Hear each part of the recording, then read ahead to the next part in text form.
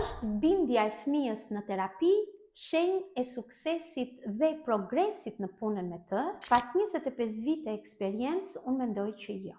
Një fëmijë që ri ullur, që zbaton çdo komandë, që i përgjigjet çdo pyetje, që bën një aktivitet me shumë kujdes, në fakt është duke u përpjekur të na përshtatet, të na bindet, mos të na refuzoj.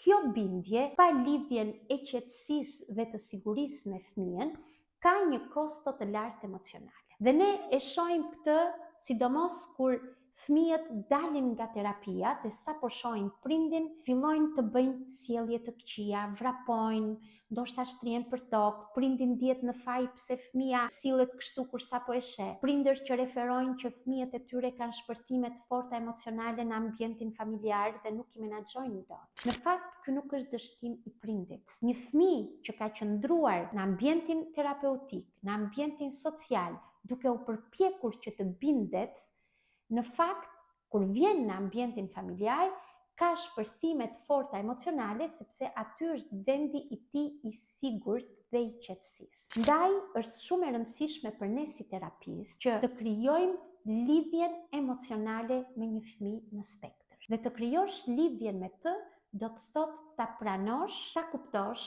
të përpiqesh ti të kuptosh se cila është mënyra me cilën shprehet, mënyra me cilën komunikon, mënyra me cilën percepton botën, dhe jo përpjekja jon për ta ndryshuar dhe për ta përshtatur me ne.